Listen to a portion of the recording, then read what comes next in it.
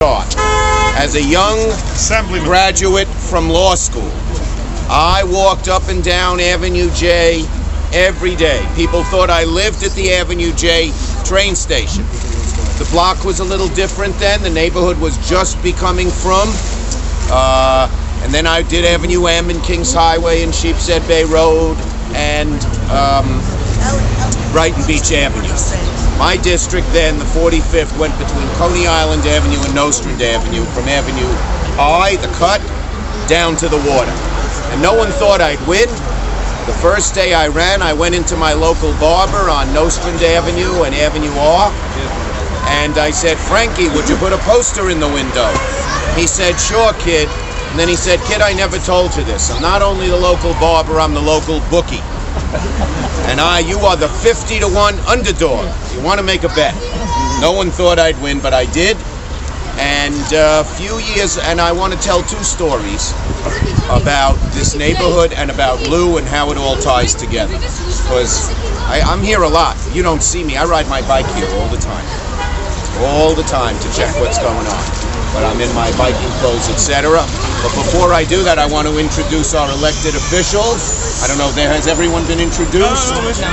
Colleen Weinstein, who was elected to her father first was assemblyman in 1978 when I was in the assembly, and actually working for her father's ally and Lew's friend, running against him is how I met Lew and learned his formidability. How do you say that in Yiddish? Okay. And so, but here's what I wanted to say. So when I walked the streets of this neighborhood, back in 1975, there was one word on the lips of the people here. How many more years does this neighborhood have left? You may remember, not you little ones, but people my age, crime was ravaging our neighborhood.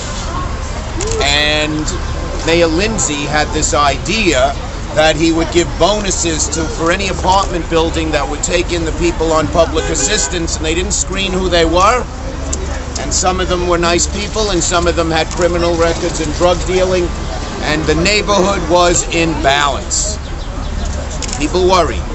People sold their houses and moved, not because they didn't think it was a beautiful neighborhood, but because they worried about the future.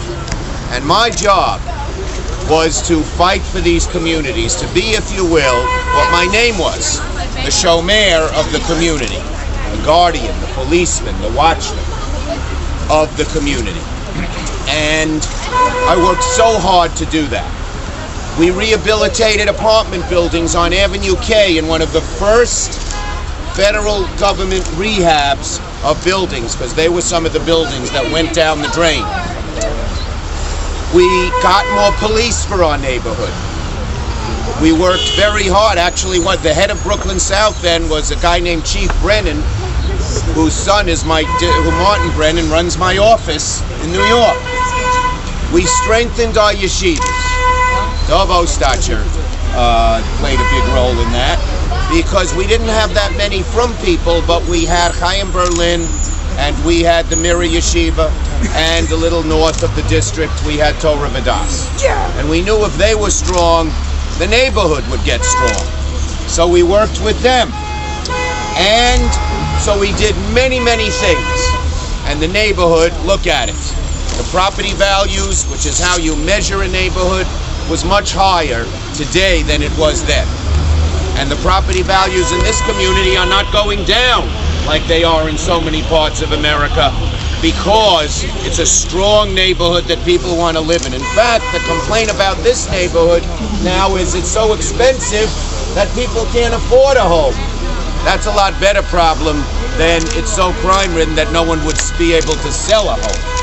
And so things turned around. And it happened because I worked hard, and it also happened because we had great community leaders like Menachem, like Dov, and like so many of the others who were here. We helped bring the Russians to the community in Brighton Beach. We got, again, some of our larger yeshivas and shuls together, and we had a phone number. When a Russian got off the plane, you need an apartment, look up, call this number.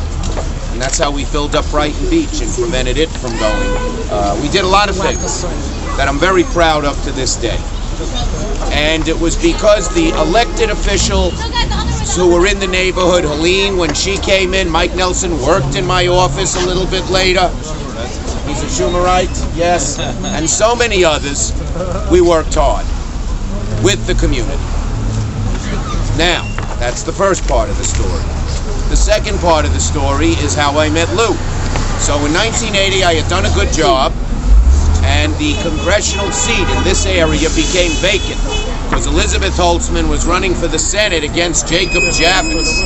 Now, he lost to Al D'Amato, who 18 years later I beat for the Senate, but he lost to Al D'Amato, but at that point Holtzman was running, so I ran for Congress. And my number one, I had two opponents. One right here, her family was Balabatim from the yeshiva of Young Israel of Flatbush, Susan Alter, remember that? And there was one assemblyman, councilman from East Flatbush. And his name was Ted Silverman. And he had this young man who was so smart and so hard-working. He had two great people. One of whom was Irma Kramer. Then the minute I got elected, I said, "You're working for me," and she worked for me for 20 years.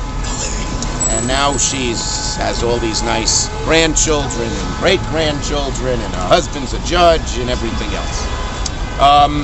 And the other was this guy, Lew Fidler. He was so smart. He was so hard-working. He was so dedicated. And you know what I liked about him the most of all? He was down to earth. He was a middle-class guy who knew he came from the middle class and was proud of the middle class. And he worked very, very hard for Ted Silverman. Fortunately, not hard enough, or wasn't good enough. He had a pretty... Anyway, but then he stayed active in politics in our local political clubs, as Helene knows, and became city councilor. Now, when some people get elected to office, I still have these watchwords today. They often forget where they come from. And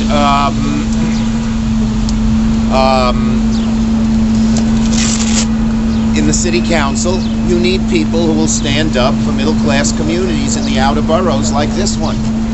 And sometimes those communities get forgotten. And the voices, there are a small number of voices who really never stopped fighting for that group. And one of them was Lew Fidler. He never forgot where he came from. He was doing the same job that I was doing 20 years earlier, making sure the neighborhoods of this community stayed strong and stayed vital. They're giving me things to read, but I don't need them. And we became even better friends, working hard for the community I was raised in, come from, and proud of, and the community that he, the same, was representing. And we did a lot of things. He would call my office little things, but that matter in community life. And one of the big things we did is we got money to make sure that there was still a Belt Parkway, because when the storms came a few years ago, you may remember, down by Plum Beach, there was going to be no Belt Parkway anymore. We got the Army Corps of Engineers and some federal dollars to bolster Plum Beach. You see the work was still going on down there. So that the Belt Parkway, which is a vital, so many people here have relatives in Far Rockaway or Five Towns or Woodmere or somewhere, and that's the way to go. So, very important. So the bottom line is, Lew is the kind of person who I admire, who will never lose sight of who he is. He won't just have rhetoric. We have a lot of politicians these days who are big on the rhetoric. And they say something and people like to hear it. Lew's a worker. He's a workhorse. He's a worker bee. And he gets things done. He's effective. And who does he fight for? He doesn't have some of these highfalutin ideals and gets lost in the stars. He works hard for the communities he represents. So I'm very proud to endorse Lew. I hope everyone will come together for him. I hope everyone will work hard for him. You know, there's a little expression too, hakeres hatov, which means that you did good for me, I'm going to do some good for you. Well, Lew did good for this community for a long time. Now it's time for the community that he's running for higher office to step up for him and I hope and believe that they will. So without further ado, unless... Do you want to say something, Mike? Lori? Who wants Robin? Twins, you know. Then without further ado... See, this is a poem. Without further ado, let me call on Lew.